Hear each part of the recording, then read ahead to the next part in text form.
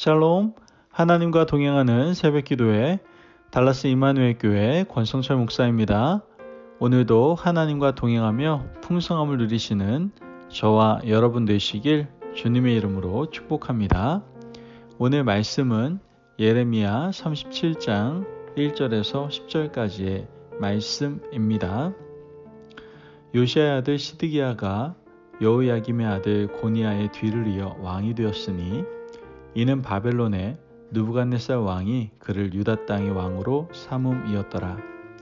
그와 그의 신하와 그의 땅 백성이 여호와께서 선지자 예레미야에게 하신 말씀을 듣지 아니하니라.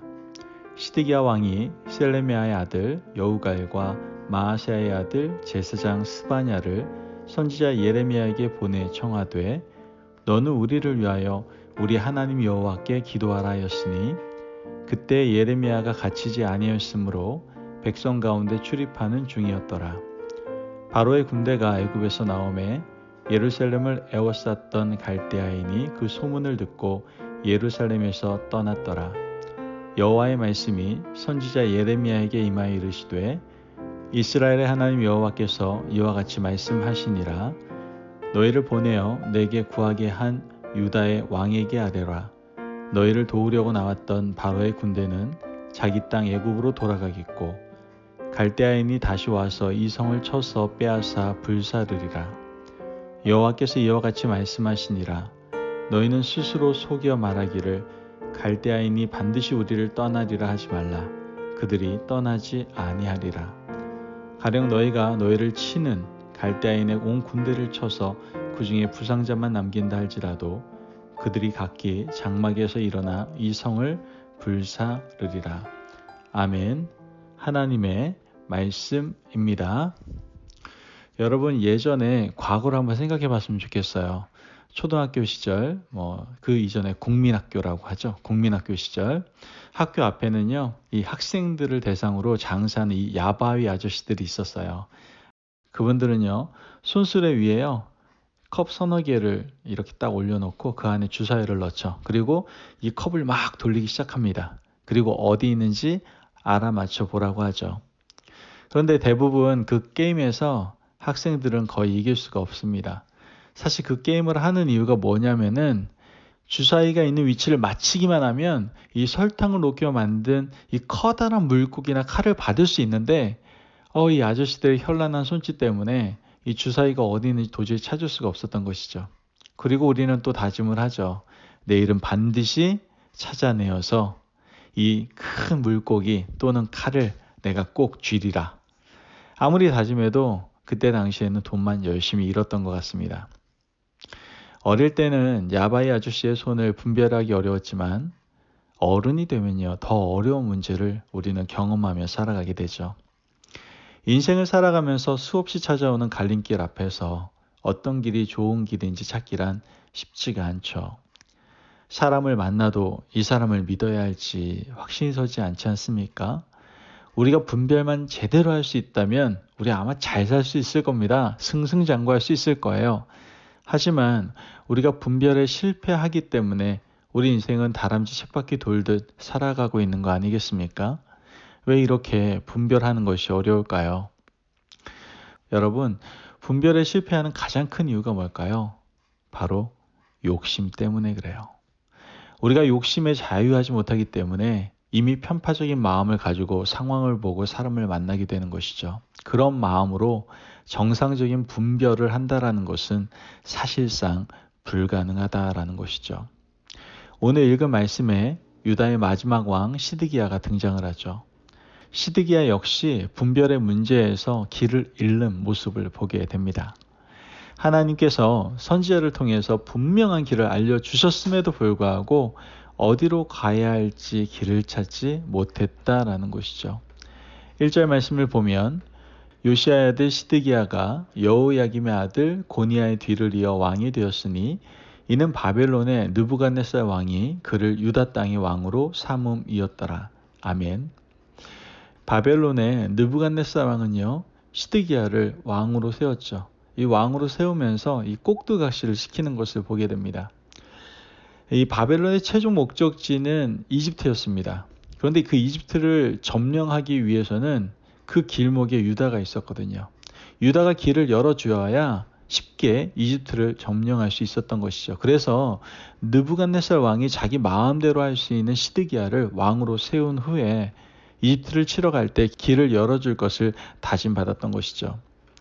그러나 시드기야가 왕이 되고 나니까요, 자기 나라 왕실의 신하들이 친 바벨론파와 친 이집트파로 나누어져 있었던 거예요. 그 당시 세계의 중심은 바벨론이었지만 남유다의 신하들은 친 이집트파가 더 많았었죠.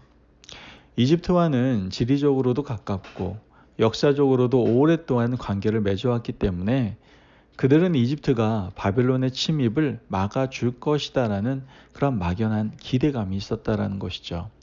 실제로 그렇게 보이는 일이 일어나지 않습니까? 5절 말씀 보면 바로의 군대가 애굽에서 나오매 예루살렘을 에워쌌던 갈대아인이 그 소문을 듣고 예루살렘에서 떠났더라. 아멘. 말씀을 보면 예루살렘을 포위하고 있던 이 바벨론 군대는요, 이집트 군대가 출격하자 일시적으로 포위를 풀고 예루살렘을 떠났던 것을 보게 됩니다. 그러자 친 이집트파 신하들이 힘을 얻게 되죠. 봐라, 이집트가 우리를 구원하지 않았냐? 바로의 군대가 우리를 바벨론의 손에서 건져주지 않았냐? 자, 시드기야는 헷갈리기 시작하는 거예요. 분명히 힘센 나라는 바벨론인데 이집트가 출격하니까 바벨론이 떠났거든요. 시드기야 왕은 어느 나라를 따라야 할지 그 순간부터 분별력을 잃기 시작합니다. 그때 하나님께서는요, 예레미야 선지자를 보내서 말씀해 주십니다. 7절에서 8절 말씀을 보면 이스라엘의 하나님 여호와께서 이와 같이 말씀하시니라. 너희를 보내어 내게 구하게 한 유다의 왕에게 아뢰라. 너희를 도우려고 나왔던 바로의 군대는 자기 땅 애굽으로 돌아가겠고 갈대아인이 다시 와서 이 성을 쳐서 빼앗아 불사르리라. 아멘. 여러분, 말씀에서는 바벨론 군대가 다시 와서 이 성을 빼앗고 불사를 것이며 바로의 군대는 싸움에 져서 이집트로 돌아갈 것이다라고 말씀하고 계시는 것이죠. 이 말을요, 예레미야가 백성들과 왕에게 전하고 난 후에 성문을 나섰는데 극단적인 민족주의자들이 예레미야의 앞길을 막았어요. 그리고 말합니다. 내가 유다가 망한다고 예언한 선지자냐? 어떻게 이렇게 예언할 수 있느냐? 너무나 흥분한 이 민족주의자들은 예레미야를 옥에 가두어 버렸죠. 13절 말씀을 보면 베냐민 문에 이른즉 하나냐의 손자요 셀레미야의 아들인 이디야라 이름하는 문지기의 우두머리가 선지자 예레미야를 붙잡아 이르되 내가 갈대아인에게 항복하려 하는도다. 15절 말씀 보면 고관들이 노여하여 예레미야를 때려서 서기관 요나단의 집에 가두었으니 이는 그들이 이 집을 옥으로 삼았음이더라. 여러분, 이것이 당시 백성들의 분위기였어요. 왕실의 신하들부터 백성들까지 모두 극단적 민족주의에 사로잡혀 있고 근본도 없는 애국심으로 무장되어 있었던 것이죠. 자기 나라의 현실이 어떤지 보지 못하고 하나님의 음성을 들으려고 하지도 않았던 거예요. 결국 하나님의 말씀을 전하는 예레미야 혼자 옥고를 치르는 그런 어려운 상황이 되었죠. 시드기야 왕마저 그 사이에서 길을 잃어버렸습니다. 왕은 확신 있게 말하는 예레미야를 한 번 더 불렀어요. 감옥에 갇힌 예레미야를 불러서요, 정말 하나님께서 하신 말씀인지 한 번 더 묻고 있죠. 17절 말씀을 보면 시드기야 왕이 사람을 보내어 그를 이끌어내고 왕궁에서 그에게 비밀이 물어 이르되 여호와께로부터 받은 말씀이 있느냐? 예레미야가 대답하되 있나이다. 또 이르되 왕이 바벨론의 왕의 손에 넘겨지리이다.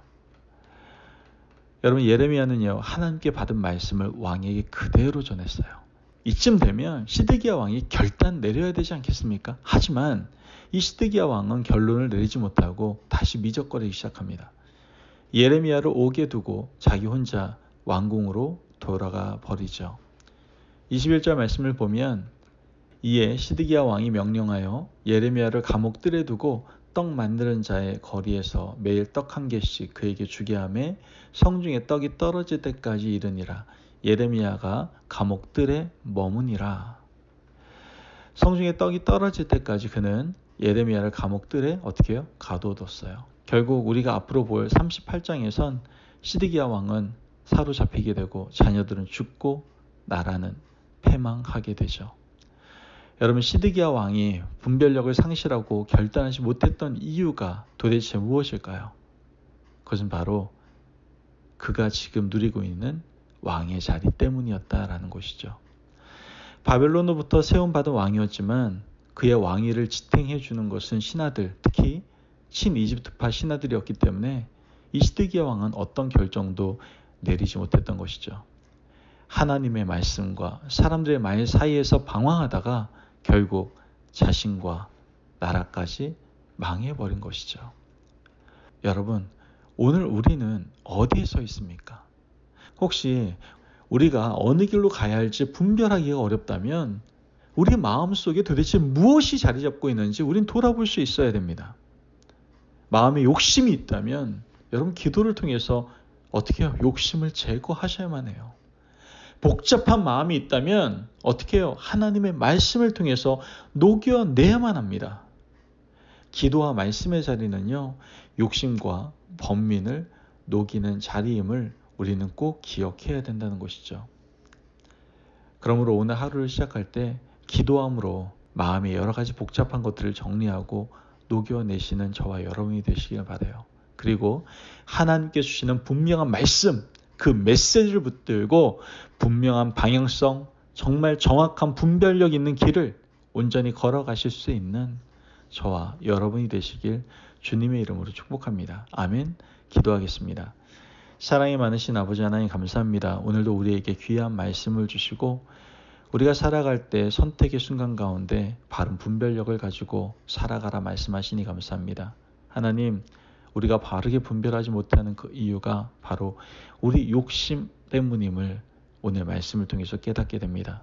하나님, 우리가 오직 말씀과 기도로 욕심을 다 녹여낼 수 있도록 도와주시고 그 기도와 말씀으로 하나님께서 우리에게 허락하신 영적 분별력을 가지고 하나님의 영광을 위해서, 하나님의 기쁨이 되기 위해서 열심을 다하여 살아가는 저희들 되게 하여 주옵소서.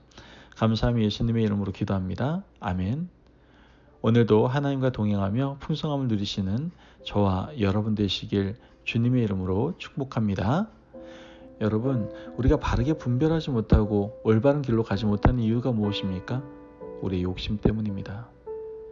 기도와 말씀으로 그 욕심을 녹아내시고 그 기도와 말씀으로 영적 분별력을 가지고 하나님께서 원하시는 기쁨의 자리에 살아갈 수 있는 여러분이 되시기를 바랍니다. 말씀 안에 승리하십시오.